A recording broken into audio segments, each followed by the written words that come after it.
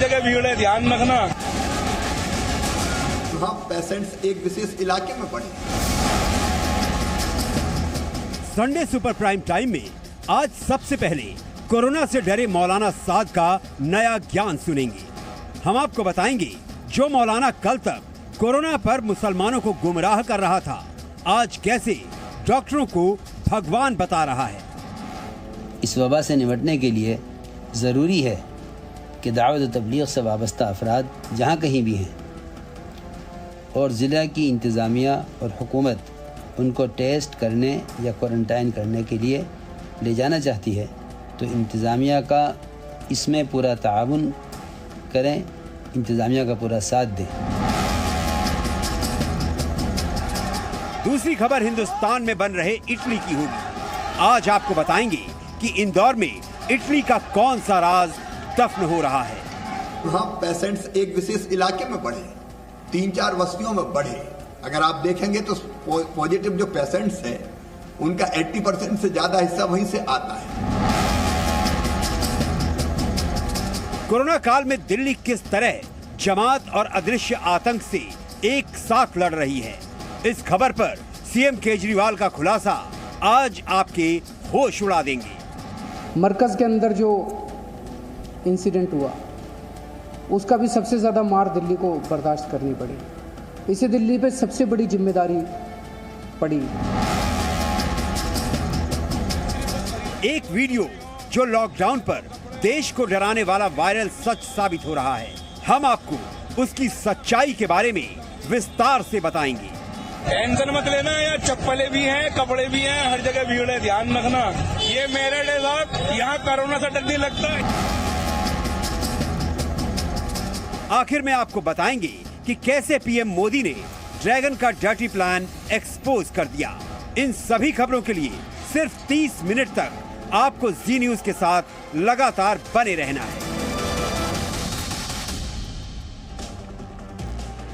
नमस्कार, Sunday super prime time में आपके साथ मैं अदिति त्यागी हूं। तो कोरोना के खिलाफ लड़ाई के लिहाज से आज का दिन बेहद महत्वपूर्ण है। अब आप ये सोच रहे होंगे कि मैं ऐसा क्यों कह रही हूं।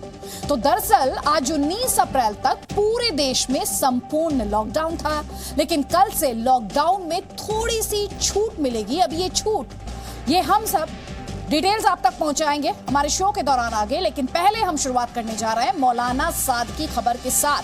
तो आप मेरे दोनों तरफ 2 तस्वीरें देख रहे हैं। पहली तस्वीर का मकसद आपको यह बताना है कि जिस मौलाना साद की वजह से देश में कोरोना संक्रमण तकरीबन 33% तक फैला, कल जो आंकड़ा स्वास्थ्य मंत्रालय ने यूज किया वो 29.8% था एग्जैक्टली, वही मौलाना साद आज फरार। लेकिन इसी मौलाना साद ने एक ऑडियो क्लिप जारी किया है। पहले ये लोगों को मस्जिद आने के लिए कहता था, लेकिन आज की ऑडियो क्लिप में ये लोगों से, ध्यान से सुनिए, घरों में रहने के लिए कह रहा है, डॉक्टरों से इलाज कराने के लिए कह रहा है। इस पूरी ऑडियो क्लिप में क्या है ये जानने और समझने के लिए आपको हमारी ये रिपोर्ट देखनी है।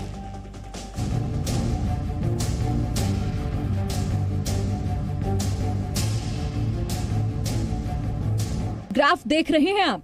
देश में तकरीबन 30% कोरोना के मामले जमात से जुड़े हुए हैं। पता है ऐसा क्यों हुआ? इसकी क्या वजह है?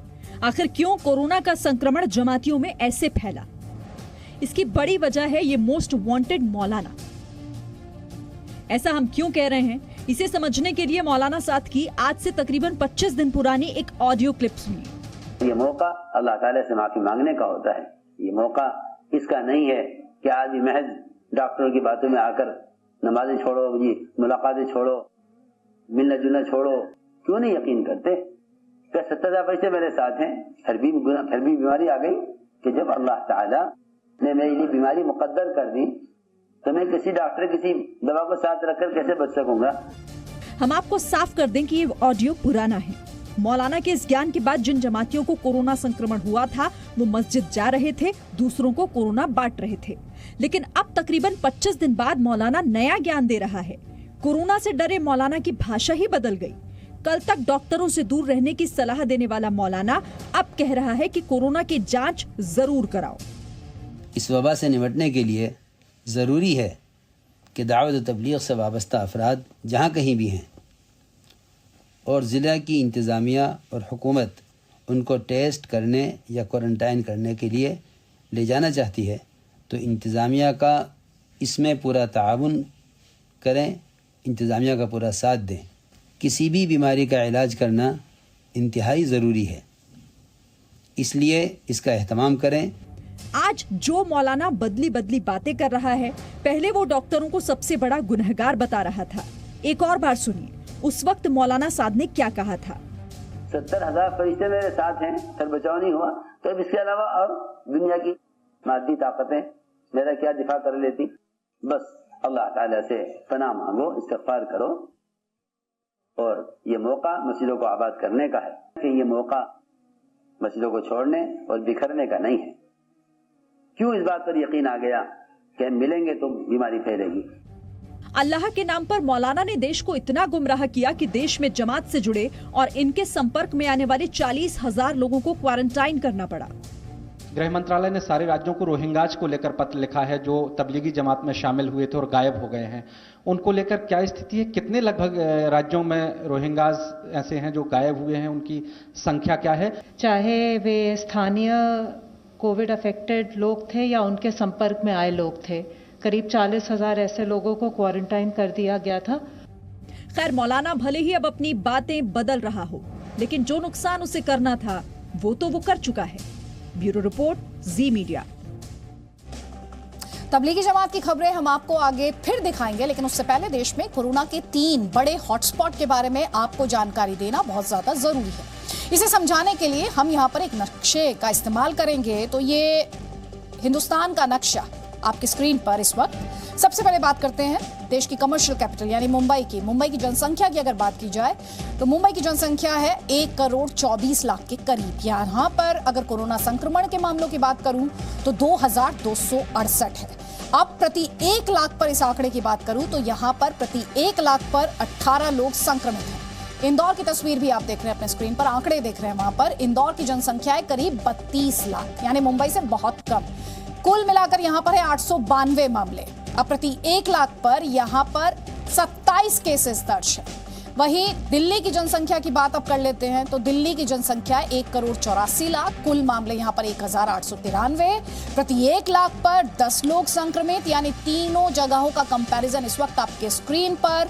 इंदौर हर लिहाज से छोटा है, लेकिन संक्रमण इंदौर में ही सबसे ज्यादा है। अब सवाल ये उठता है कि आखिर क्यों इंदौर को कोरोना हॉटस्पॉट बनते हुए हम देख रहे हैं, इसकी वजह क्या है? इसी सवाल का जवाब हमारी इस रिपोर्ट में देखिए आप।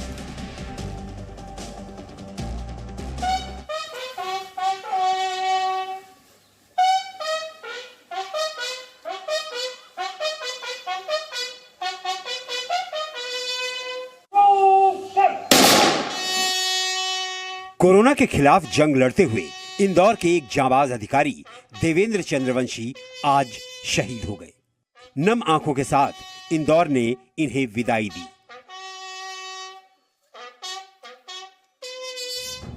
लेकिन इस शहादत के बाद चर्चा में आए इंदौर में जो हालात हैं वो बेहद डरावने हैं। इंदौर देश का सबसे बड़ा कोरोना हॉटस्पॉट बन गया है।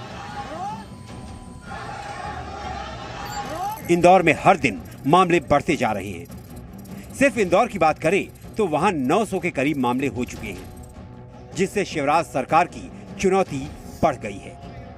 इंदौर में पहले ये रोग काफी फैल चुका था, निदान की कोई व्यवस्था ही नहीं की गई और इसलिए वहां पेशेंट्स एक विशेष इलाके में बढ़े, 3-4 बस्तियों में बढ़े। अगर आप देखेंगे तो पॉजिटिव जो पेशेंट्स हैं उनका 80% से ज्यादा हिस्सा वहीं से आता है। दरअसल ऐसा दावा किया जा रहा है कि इंदौर में मामले लगातार बढ़ते जा रहे हैं। इंदौर के एक खास इलाके के लोग कोरोना की जांच नहीं करा रहे हैं, जिससे कोरोना के मरीजों की सही संख्या नहीं मिल पा रही है।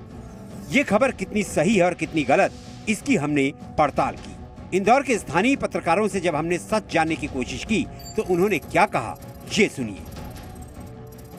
अभी भी लोग जो है वो हॉस्पिटल नहीं पहुंच रहे हैं, इसके लिए प्रशासन को जाना पड़ रहा है और प्रशासन लोगों को बाहर निकाल रहा है। फरवरी में ही कोरोना के मरीज जो हैं वो शहर में आ चुके थे। करीबन 4,000 ऐसे लोग शहर में आए हैं जो बाहर से थे। उन लोगों ने शहर में कोरोना को पहुंचा दिया। हालांकि सरकार और स्थानीय प्रशासन कोशिश कर रही है कि हर कोई जांच के लिए आगे आए और जिससे कोरोना को हराया जा सके। इंदौर के डीएम का दावा है कि जनवरी फरवरी में 5 से 6 हजार यात्री बाहर से इंदौर आए। एयरपोर्ट पर सही से जांच नहीं हुई, जिसकी वजह से इंदौर कोरोना का हॉटस्पॉट बन गया। मेन तो फ्लाइट से ही आया, एयरपोर्ट के माध्यम से ही आया है पूरा। ये यहाँ जो भी ये स्थिति है, एयरपोर्ट के माध्यम से जो यात्री लोग आए हैं जनवरी फरवरी में, उन्हीं की वजह से ये चीज़ें हुई हैं। अब वो क्या डायरेक्शंस थे उस समय, क्या कार्रवाई हुई थी, उसका मुझे इतना अभी क्यों समय नहीं मिला मुझे यहाँ पर, ये सब चीज़ें पता लगाऊँ मैं। एक ओर इंदौर हॉटस्पॉट बन रहा है, दूसरी ओर इस पर राजनीति भी शुरू हो गई है। बीजेपी कह रही है कि पुराने कांग्रेस की सरकार ने जमातियों को छिपने का मौका दिया, जिससे अब मध्य प्रदेश कोरोना के खिलाफ जंग में पिछड़ रहा है। तबलीगी जमात के कारण केवल इंदौर नहीं, भोपाल के अंदर भी, खंडवा के अंदर, खरगोन के अंदर, मध्य प्रदेश के कई जिले संक्रमित बड़े पैमाने पर इसके कारण से हुए। जब एडवाइजरी जारी होगी, सारी सरकारें इस पर प्रिकॉशंस ले रहे थे, तो भैया मध्य प्रदेश के मुख्यमंत्री प्रशासन आईफा अवार्ड की प्राथमिकता देकर के वो उस पर काम कर रहे थे। हालांकि इंदौर में इस तरह से लगातार नए मामलों का सामने आना मध्य प्रदेश ही नहीं, देश के लिए भी चिंता का सबब है। डर इस बात का है कि अगर समय रहते सही एक्शन नहीं हुआ तो इंदौर कहीं इटली वाली राह पर न चल पड़े। ब्यूरो रिपोर्ट, जी मीडिया। तो देखिए, हमने आपको बहुत तफसील से दिखाया, तथ्यों के माध्यम से दिखाया कि कैसे इंदौर जैसा शहर कोरोना हॉटस्पॉट में तब्दील हो गया है। अब रुक करेंगे देश की राजधानी दिल्ली का, जहां कोरोना ने 2 तरीके से कहर बरपाया है। पहला कहर आप जानते ही हैं, जमात का है। दूसरा बिना लक्षण वाले कोरोना संक्रमण का है। आज दिल्ली के मुख्यमंत्री अरविंद केजरीवाल ने कहा कि इन दोनों वजहों से, यानी जमात और बिना लक्षण वाले कोरोना संक्रमण की वजह से दिल्ली में ये संक्रमण लगातार फैल रहा है, बढ़ रहा है। बिना लक्षण के दिल्ली में संक्रमण कैसे बढ़ा है, इसके मामले कितने हैं, ये हम आपको थोड़ी देर में बताएंगे। लेकिन उससे पहले आप जमात की वजह से कराह रही दिल्ली का सच देखिए। 72 घंटे यानी 3 दिन, ये 3 दिन दिल्ली पर कैसे कहर बनकर टूट रहे हैं, इसका अंदाजा शायद किसी को नहीं था। कोई नहीं जानता था कि दिल्ली का निजामुद्दीन मरकज दिल्ली को कैसे जख्म देने वाला है। 29 मार्च के 22 दिन बाद अब दिल्ली मरकज के मार से त्राहिमाम कर रही है, और ये खुलासा खुद मुख्यमंत्री अरविंद केजरीवाल कर रहे हैं। पिछले कुछ दिनों से दिल्ली में कोरोना के केसेस में बढ़ोतरी होनी शुरू हुई है। मरकज के अंदर जो इंसिडेंट हुआ, उसका भी सबसे ज़्यादा मार दिल्ली को बर्दाश्त करनी पड़ी। इसे दिल्ली पे सबसे बड़ी जिम्मेदारी पड़ी। 30 मार्च को दिल्ली में कोरोना संक्रमण के मामले 100 से भी कम थे। आज दिल्ली में कोरोना संक्रमण का आंकड़ा 1900 के करीब है। इसमें बड़े पैमाने पर तबलीगी जमात के लोग हैं। स्वास्थ्य मंत्रालय की माने तो दिल्ली में 63% केस मरकज से जुड़े हुए हैं। लगभग 29.8% केसेस निजामुद्दीन मरकज क्लस्टर से सिंगल सोर्स से संबंधित पाए गए हैं, जो कि top 10 states in terms of case loads हैं। वहां पर इस पर्टिकुलर इंसिडेंट से रिलेटेड केसेस पाए गए हैं। तमिलनाडु में 84% केसेस, दिल्ली में 63% केसेस। दिल्ली में हालात खराब होने वाले हैं, इसका अंदाजा दिल्ली सरकार को पहले ही लगने लगा था। शायद इसीलिए दिल्ली के उप मुख्यमंत्री मनीष सिसोदिया आज से 5 दिन पहले ही दावा कर रहे थे कि मरकज की वजह से दिल्ली कोरोना के जाल में फंस गई है। दिल्ली में केसेस ज्यादा होने की एक वजह ये मरकज की वजह से और उसके स्प्रेड की वजह से जो केसेस आए, वो भी एक बड़ी संख्या है। दरअसल दिल्ली के कोरोना जाल में फंसने की 2 बड़ी वजह है। पहली वजह बाहर से आए लोग, दूसरी वजह तबलीगी जमात। अब उन्हीं दोनों वजहों से दिल्ली परेशान है और मुख्यमंत्री कह रहे हैं कि लॉकडाउन ना होता तो दिल्ली दहल जाती। इटली में, स्पेन में, अमेरिका में यही देखने को मिल रहा है कि आईसीयू कम पड़ गए, वेंटिलेटर कम पड़ गए, अस्पताल की व्यवस्थाएं कम पड़ गई। सड़कों के ऊपर, अस्पताल के बाहर लोग पड़े हुए हैं जिनको इलाज नहीं मिल पा रहा। अगर लॉकडाउन नहीं होता तो स्थिति ऐसी हो सकती थी। खैर, देर अब भी नहीं हुई है। बस जरूरी है कि लोग सरकार की बातों को समझें, लॉकडाउन का पालन करें, क्योंकि कोरोना को हराने के लिए सामाजिक दूरी जरूरी है। ब्यूरो रिपोर्ट, जी मीडिया। आगे बढ़ेंगे जल्दी से। जमात का इंडिया ट्रैकर आपको दिखा देते हैं। देश के किस राज्य में तबलीगी जमात के कितने मामले हैं। तो तमिलनाडु में अगर कुल केसेस की बात की जाए तो 1372 ये मामले। जमात से जुड़े हुए केसेस की संख्या 1000 से ऊपर 1079। दिल्ली में कुल केसेस की बात करें तो 1893 केसेस, जिसमें से जमात का ताल्लुक 1080 केसेस के साथ। तेलंगाना में भी 844 केसेस। तेलंगाना में जमात के कनेक्शन वाले केसेस की संख्या 645। देश का सबसे बड़ा सूबा उत्तर प्रदेश, कुल केसेस की बात वहां पर करें तो 1084, जिनमें से जमात से जुड़े हुए केसेस की संख्या आधे से भी ज्यादा 590। हरियाणा का रुख कर लेते हैं। कुल केसेस वहां पर 233 हैं और जमात के केसेस आधे से भी ज्यादा 122। अब असम की बात करें तो 35 केसेस में से 32 जमात के केसेस हैं। कर्नाटक के कुल केसेस की बात करें तो 384 केसेस, जिनमें से जमात कनेक्शन 40 केसेस में सामने आ रहा है।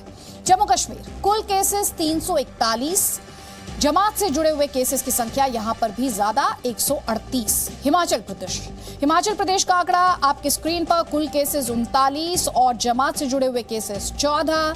डाउन साउथ चलते हैं। आंध्र प्रदेश के केसेस की संख्या की बात करें तो 603, वहीं जमात से जुड़े हुए केसेस 416, माफ कीजिएगा। राजस्थान में कुल केसेस हैं 1351, जमात का कंट्रीब्यूशन 71 केसेस में वहां पर। अरुणाचल प्रदेश में कुल केस 1, जमात से ही जुड़ा हुआ ये मामला। अंडमान में कुल 14 केसेस में से 10 में जमात कनेक्शन सामने आ रहा है। महाराष्ट्र सबसे ज्यादा केसेस हैं वहां पर 3651, उनमें जमात का कनेक्शन 50 केसेस से है। तो देश में कुल केसेस हुए 16,116 और जमात से जुड़े केसेस की बात करें, जो कि आंकड़ा कल स्वास्थ्य मंत्रालय द्वारा भी दिया गया, 4,291। और स्वास्थ्य मंत्रालय ने जैसा कि साफ कहा 29.8% केसेस का कनेक्शन जमात से है। चलिए बात लॉकडाउन की करेंगे। लॉकडाउन पर सरकार की तरफ से नई गाइडलाइंस आ गई हैं।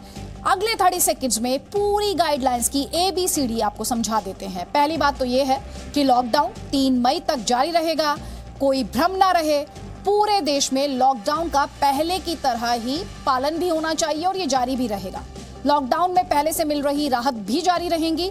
सिर्फ सामान्य क्षेत्रों में आवश्यक सेवा का दायरा बढ़ाया जाएगा। जब मैं आपसे सामान्य क्षेत्र कह रही हूं तो इसका मतलब है ये ग्रीन जोन्स हैं, ये ऑरेंज जोन हो सकती है। रेड जोन की बात मैं यहाँ पर नहीं कर रही। देखिए इन्फॉर्मेशन आ गई आपके स्क्रीन पर। क्लैरिफाई करते हुए हॉटस्पॉट, क्लस्टर्स और कंटेनमेंट जोन में कोई छूट नहीं दी जाएगी।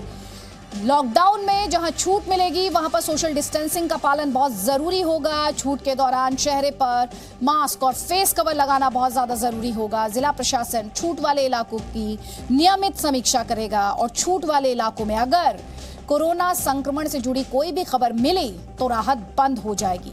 राहत के दायरे में आने वाले व्यक्ति और संस्थाओं को सरकार से पास लेना होगा या फिर अनुमति पत्र जरूरी होगा। अब आपसे जिक्र कर रही थी मैं green, orange and red zone का, तो आपको बता देते हैं ग्रीन और ऑरेंज जोन में कौन कौन सी छूट मिलने वाली है, क्या क्या खुलने जा रहा है। सिलसिलेवार तरीके से इंपॉर्टेंट इन्फॉर्मेशन आपके स्क्रीन पर। तो मालवाहक ट्रक जो होंगे और दूसरे वाहन वो काम करेंगे।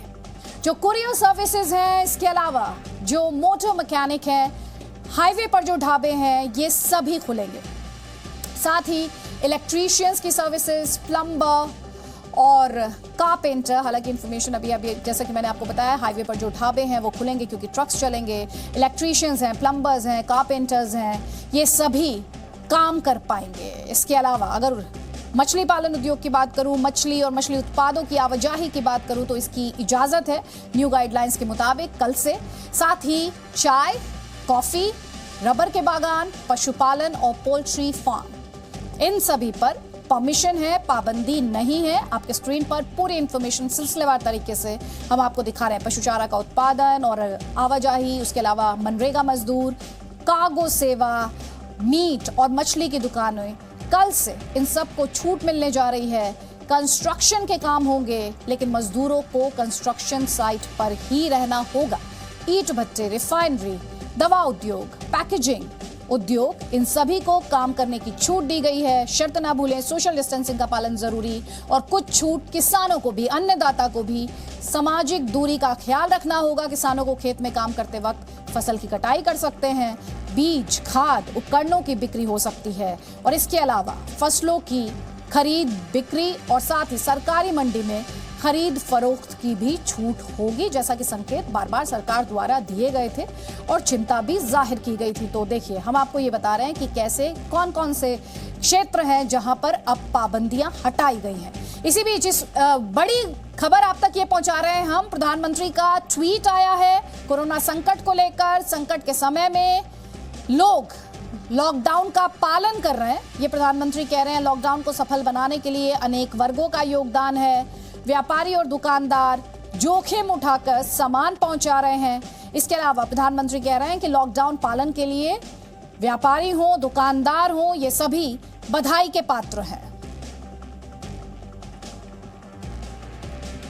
तो प्रधानमंत्री मोदी का ट्वीट कोरोना संकट पर देखिए, आपके स्क्रीन पर आ गया। प्रधानमंत्री ये कह रहे हैं छोटे छोटे दुकानदारों ने पूरी सामाजिक व्यवस्था को सुचारू बनाए रखने में अहम योगदान दिया है। समाज और देश उनके इस योगदान के लिए उन्हें बधाई का पात्र मानता है। सभी दुकानदार और व्यापारी बधाई के पात्र हैं। प्रधानमंत्री मोदी का ट्वीट जो अब से कुछ ही क्षण पहले आया है आपके स्क्रीन पर।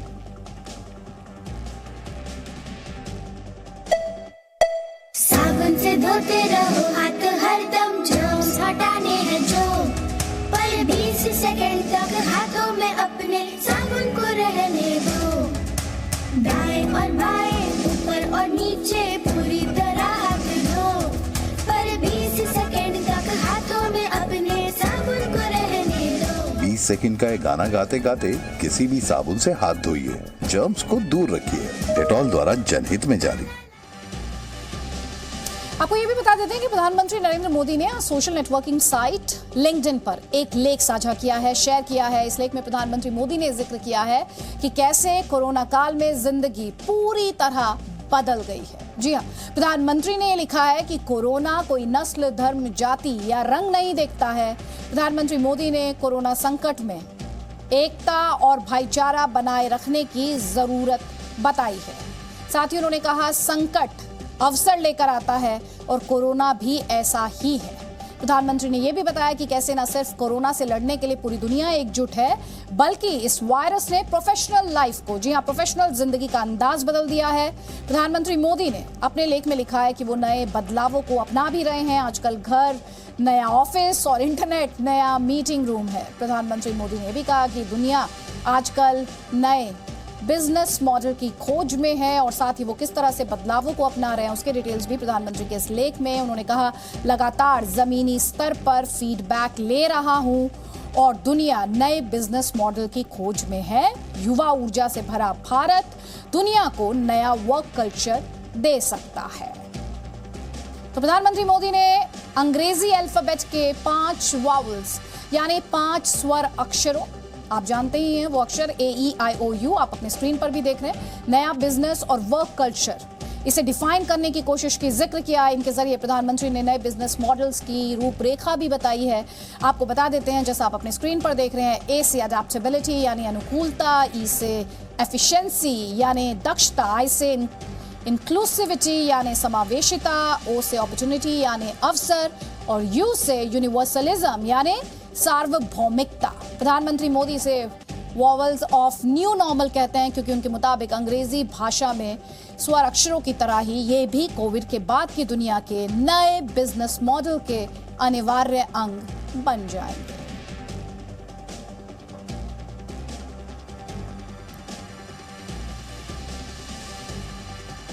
तो AEIOU अब भूलिएगा नहीं, बिजनेस मॉडल छिपा है। पूरी दुनिया इस वक्त कोरोना को हराने के लिए एक जंग लड़ रही है, लेकिन चाइना इस मौके का भी फायदा उठाने की ताक में है। चीन की नजर उन भारतीय कंपनियों पर है जो कोरोना संकट में आर्थिक रूप से कमजोर हो जाएंगी। प्रधानमंत्री मोदी ने चीन की इस चाल को भी नाकाम कर दिया है। कैसे, अब आपको बता रहे हैं, ध्यान से सुने आप। भारत सरकार ने प्रत्यक्ष विदेशी निवेश यानी FDI नीति में संशोधन किया है। चीन और दूसरे पड़ोसी देशों से सीधे प्रत्यक्ष विदेशी निवेश पर अब पाबंदी लग गई है। किसी भारतीय कंपनी में निवेश के लिए अब केंद्र सरकार की मंजूरी लेनी होगी। भारत के साथ सीमाएं साझा करने वाले देशों के लिए भी मंजूरी जरूरी है।